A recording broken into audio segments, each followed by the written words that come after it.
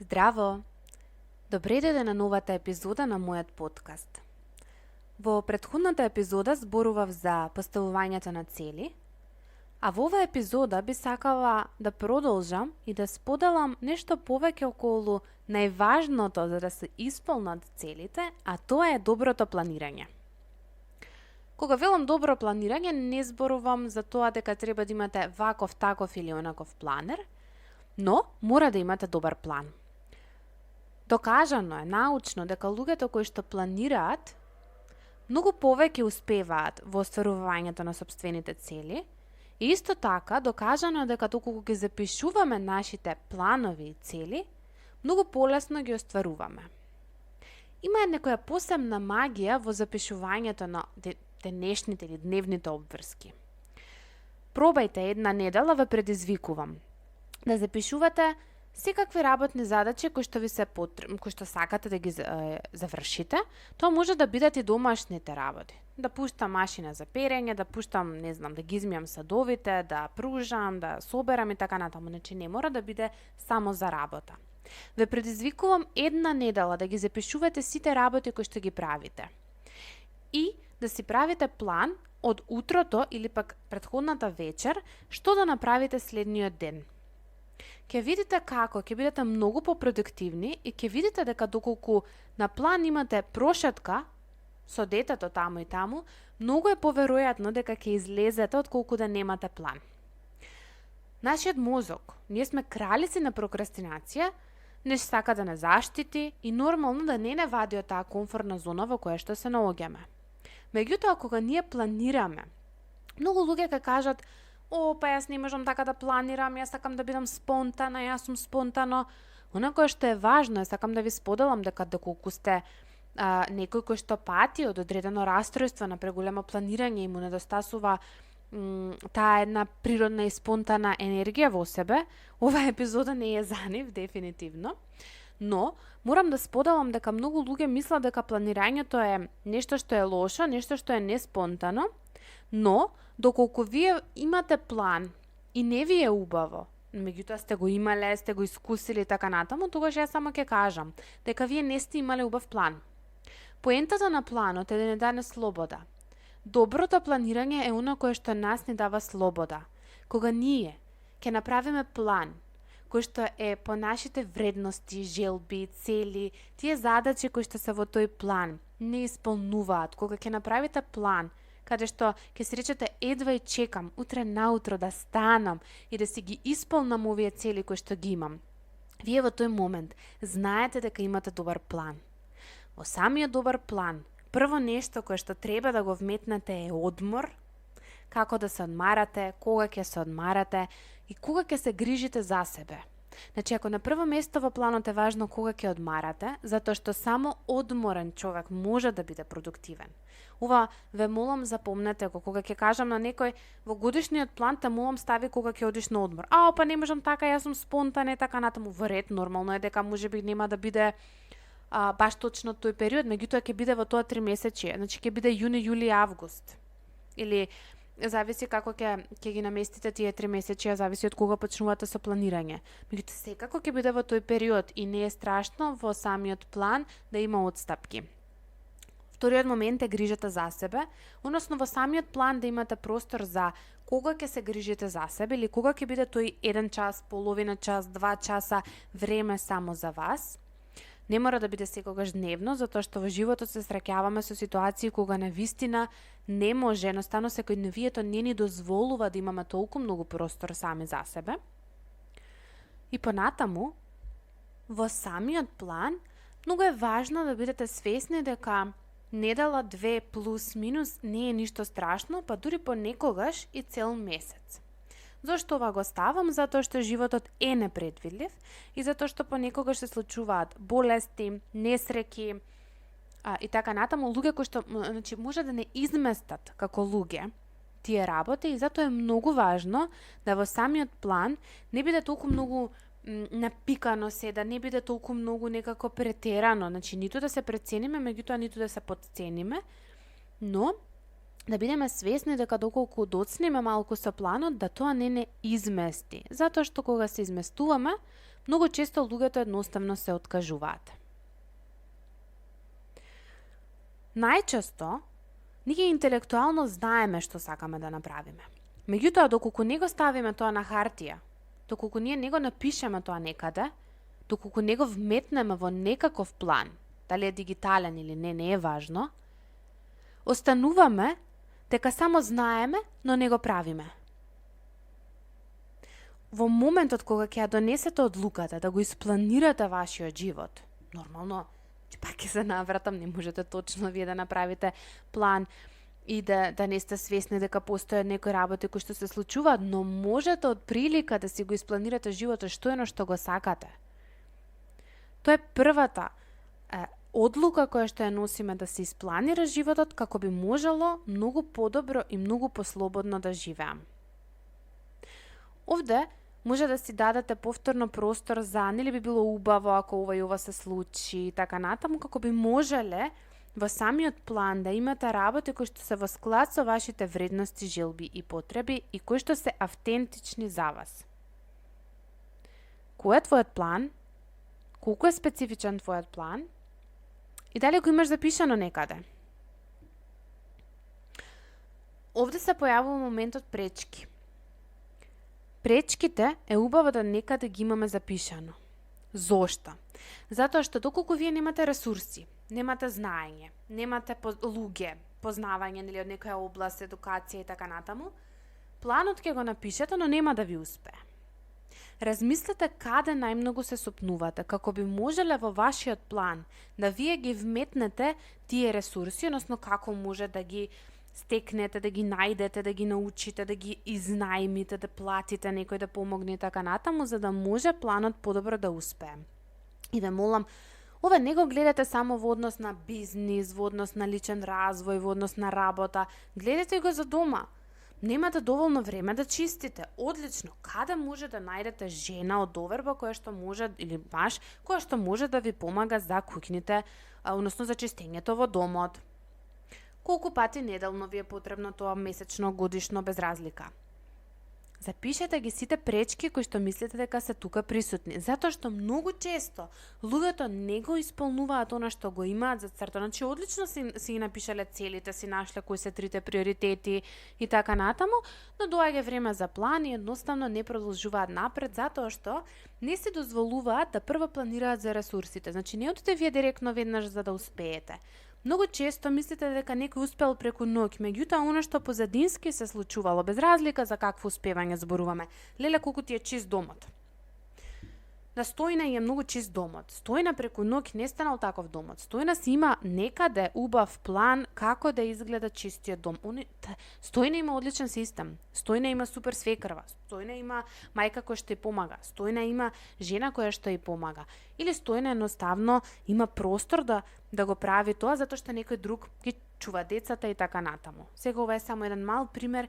Пробајте да размислите дали можеби некогаш другите луѓе ги гледате како да многу успеале, а не сваќате дека позади тоа стои многу добро планирање. Некои луѓе планираат добро без да се свесни. Секако, планирањето не е нешто кое што секогаш мора да биде со намера. Многу луѓе си планираат несвесно. Распоред на часови. Дете, прво оделение, второ оделение, не е свесно, не слушало подкаст, не учела како подобро да се планира, ама знае дека мора да испланира, дека домашната до тогаш и тогаш треба да биде. За дека ако не ја напише сега, не може да излезе да си игра. Ова се некои тактики, техники кои што ги користат и малите деца, меѓутоа како стануваме возрасни, ние забораваме на таа внатрешна мудрост. Другиот момент кој што многу знае да прави пречка е неодлучноста.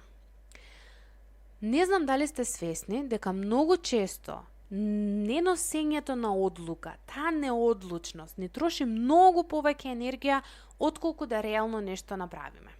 Или пак, например, не можете да ја напишете дипломската теза. Многу луѓе се соочуваат со неможност да завршат и така натаму.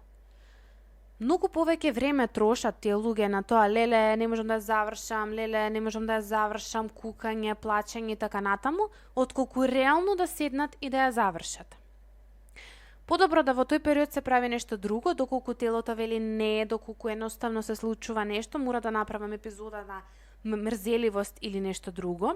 во прашање, отколку реално да се направи работата. Јас не можам да заборавам мислам дека беше прва или втора година на факултет, по предметот физиологија, така некако не испоплашија сите, леле професорот вака, професорот така, реално од оваа гледна точка веќе после многу години тој професор вредел злато и бил многу добар професор и навистина многу не научил со самото тоа што ден денес го паметам, значи било одличен и добар.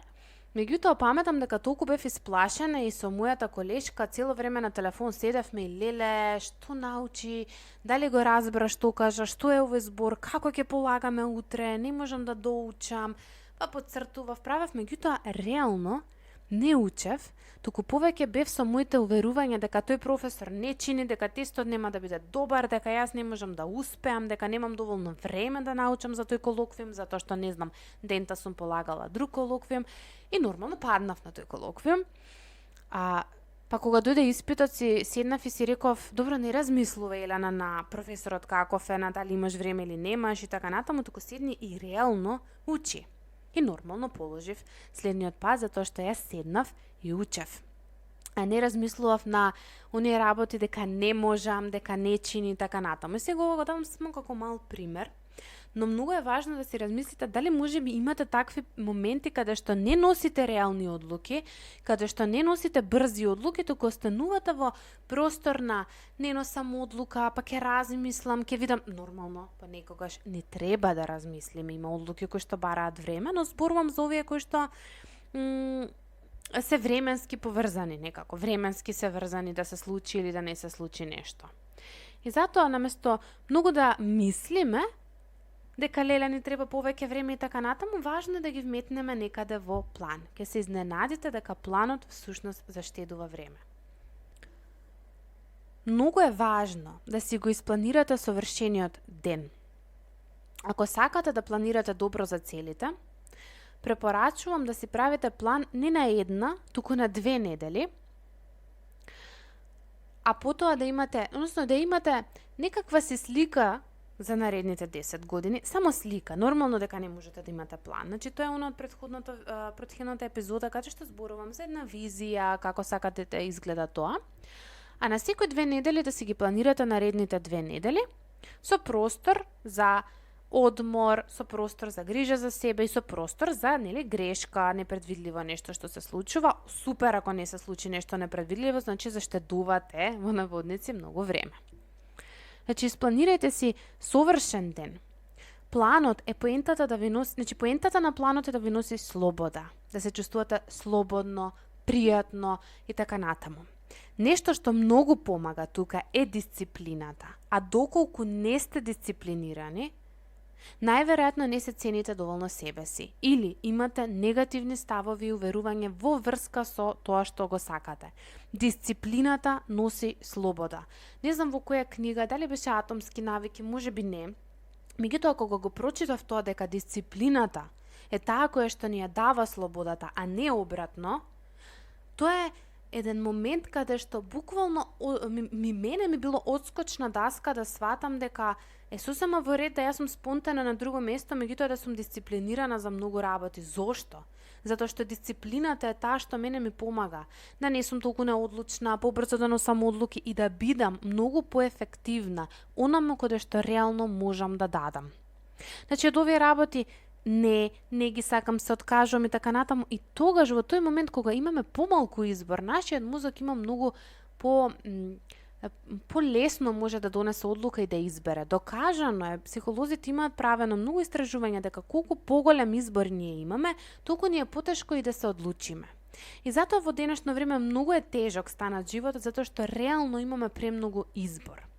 Меѓутоа, ќе се вратам на дисциплината. Доколку ја немате, тогаш многу е важно да почнете да работите на себе и да видите зошто не се почитувате доволно себе си.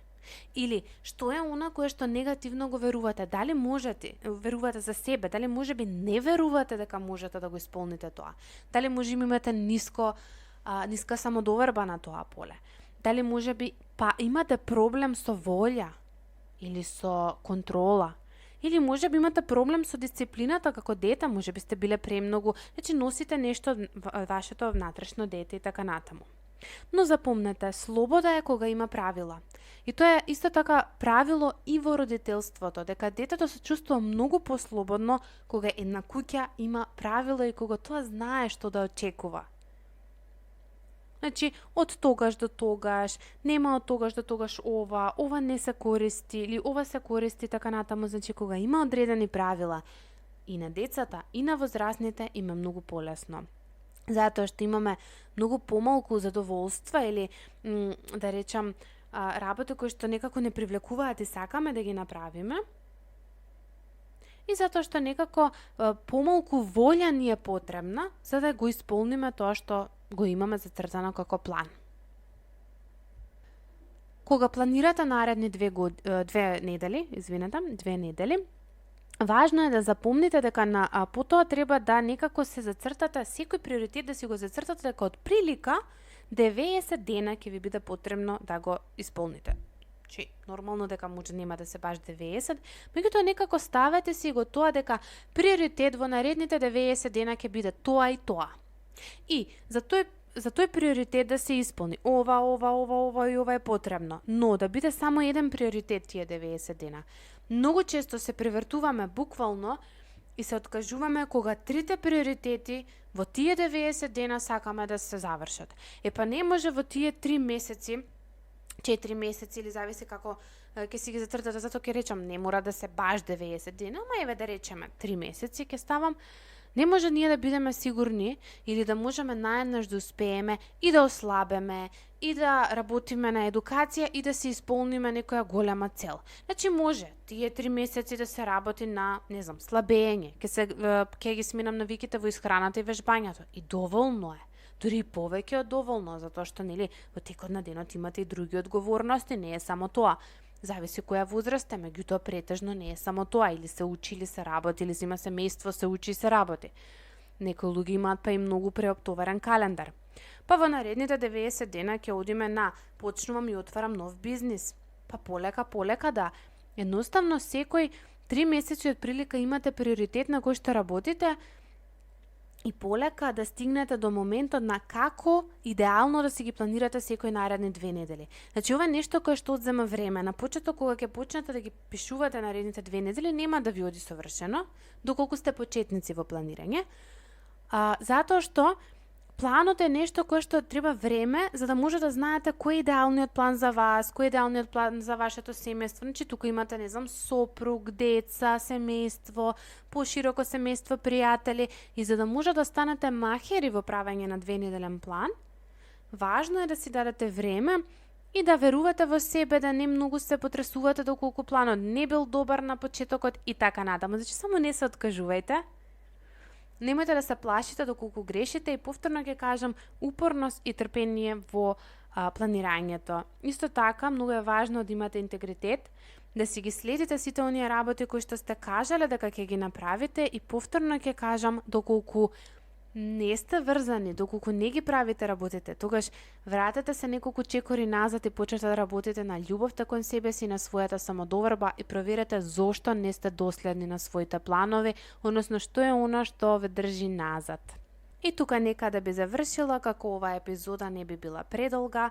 Ви благодарам што останавте до крајот и се слушаме во наредната епизода.